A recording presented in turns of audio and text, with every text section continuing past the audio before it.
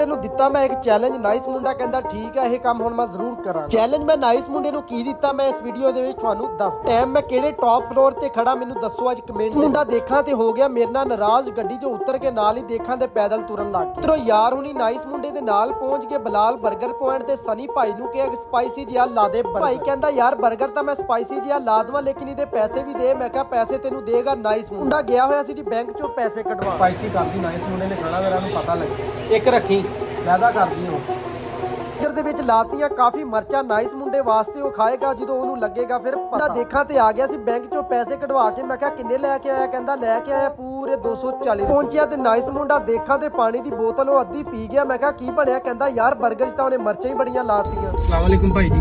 वालेकुम सलाम।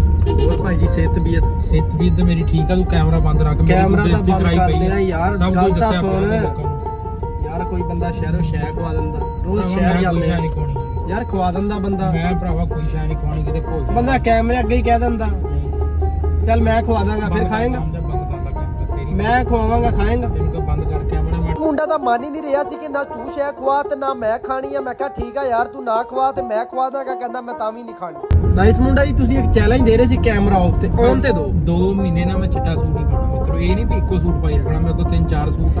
ਜਦੋਂ ਵੀ ਮੇਰੇ ਤੁਸੀਂ ਜਿਸਮ ਤੇ ਦੇਖੋਗੇ ਚਿੱਟਾ ਸੂਟ ਹੀ ਦੇਖੋ। ਬਹੁਤ ਜ਼ਿਆਦਾ ਸੀ। ਨਾਈਸ ਮੁੰਡੇ ਦੀ ਗੱਡੀ ਦੇ ਵਿੱਚ ਏਸੀ ਦੇਖਾਂ ਤੇ 2 ਤੇ ਸੀ। ਮੈਂ ਕਿਹਾ ਏਸੀ ਨੂੰ ਕੀਤਾ ਜਾਏ 3 ਤੇ ਫਿਰ ਆਏਗੀ ਠੰਡੀ ਠੰਡੀ ਹਵਾ। ਕਿ ਮੈਂ ਦੇਖਦਾ ਹਰ ਸ਼ਾਮ ਦਾ ਡੁੱਬਦਾ ਸੂਰਜ, ਅੱਜ ਤੁਸੀਂ ਵੀ ਦੇਖੋ ਸ਼ਾਮ ਦਾ ਡੁੱਬਦਾ ਸੂਰਜ। ਤੇ ਰਸ਼ ਅੱਜ ਕਾਫੀ ਆ ਕਿਉਂਕਿ ਦੁਪਹਿਰ ਨੂੰ ਰਸ਼ ਨਹੀਂ ਹੁੰਦਾ, ਸ਼ਾਮ ਨੂੰ ਇਸ ਕਰਕੇ ਜ਼ਿਆਦਾ ਹੋ ਜਾਂਦਾ। ਆਵਾਮ ਸ਼ਾਮ ਨੂੰ ਕਰਨ ਜਾਂਦੀ ਆ ਜੀ ਸ਼ਾਮ ਨੂੰ। ਆਵਾਮ ਤਾਂ ਨਿਕਲਦੀ ਆ, ਦਿਨੇ ਬਹੁਤ ਜ਼ਿਆਦਾ ਹੁੰਦੀ ਆ। ਫਰਾਂਦੇ ਯਾਰ ਹੁਣੀ ਪਹੁੰਚ ਗਏ ਆਪਣੇ ਸੋਹਣੇ ਸ਼ਹਿਰ ਸਰਗੋਦਾ।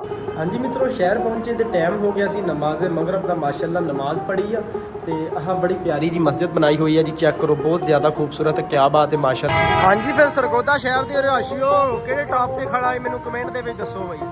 ਕਿਹੜਾ ਰੋਡ ਆ ਜੀ ਜਿਹਦੇ ਮੈਂ ਟਾਪ ਤੇ ਖੜ ਕੇ ਜੀ ਵੀਡੀਓ ਬਣਾਉਂਦਾ ਪਿਆ। ਆ ਜੀ ਸਾਡਾ ਸੋਹਣਾ ਸ਼ਹਿਰ ਸਰਗੋਦਾ। ਯਾਰ ਤੁਸੀਂ ਕਿੰਨਾ ਪਿਆਰਾ ਲੱਗਦਾ ਪਿਆ ਰੋਡ ਚੱਲਦਾ ਲੰਘ ਰਿਹਾ, ਸਕੂਟਰ ਗੱਡੀਆਂ ਕੈਰੀ ਡੱਬੇ ਰਕਸ਼ੇ। ਕਿਆ ਬਾਤ ਆ, ਬਹੁਤ ਹੀ ਜ਼ਿਆਦਾ ਲੱਗ ਰਿਹਾ ਪਿਆਰਾ। ਮੁੰਡਾ ਦੇਖਾਂ ਤੇ ਪਤਾ ਨਹੀਂ ਕਿੱਧਰ ਨੂੰ ਜਾ ਰਿਹਾ। ਮੈਂ ਪੁੱਛਿਆ, ਕਹਿੰਦਾ ਟਾਈਮ ਹੋ ਗਿਆ ਸੀ ਨਮਾਜ਼ੇ ਇਸ਼ਾ ਦਾ, ਚੱਲੀਏ ਨਮਾਜ਼ ਪੜ੍ਹਨ। ਮੈਂ ਤਾਂ ਇਹਦੇ ਮਗਰ ਖਵਾ ਦੂੰਗਾ ਤੈਨੂੰ ਰੋਟੀ ਖਵਾ ਦੂੰਗਾ। ਕਿ ਰੋਟੀ ਖਵਾਏਗਾ, ਲੇਕਿਨ ਖਵਾਉਂਗਾ ਦੇਖ ਲਾ। ਠੀਕ ਹੈ ਕੰਮ ਨਮਾਜ਼ ਦਾ, ਬਾਕੀ ਕੰਮ ਬਾਅਦ ਚ ਚਲੇ ਗਏ। ਯਾਰ ਹੁਣੀ ਜਿੱਥੇ ਲੱਗਿਆ ਏਸੀ ਵਾਲੀ ਮਸਜਿਦ ਦੇ ਵਿੱਚ ਪੜ੍ਹਦੇ ਆ ਜੀ ਅੱਜ ਨਮਾਜ਼। ਲਓ ਜੀ 11 ਵਜ ਕੇ ਰਾਤ ਦੇ 13 ਮਿੰਟ ਹੋ ਗਏ, ਫਿਰਦੇ ਪਿਆ ਜੀ ਸੋਹਣੇ ਸ਼ਹਿਰ ਸਰਗੋਦਾ। ਨਾਈਸ ਮੁੰਡਾ ਜੀ, ਕੁਛ ਨਾ ਬੋਲ, ਸੋ ਨਾ ਜ਼ਮਜ਼ਮ ਤੇ ਲੈ ਆ। ਮੈਨੂੰ ਪਤਾ ਤੈਨੂੰ ਜਿਹੜੀ ਨੀਂਦ ਆਉਂਦੀ ਆ। ਚੁੱਪ ਕਰਕੇ ਜ਼ਮਜ਼ਮ ਤੇ ਲੈ ਆ। ਕਿੱਥੇ ਜਾ ਰਹੇ ਹੁਣ ਭਲਾ?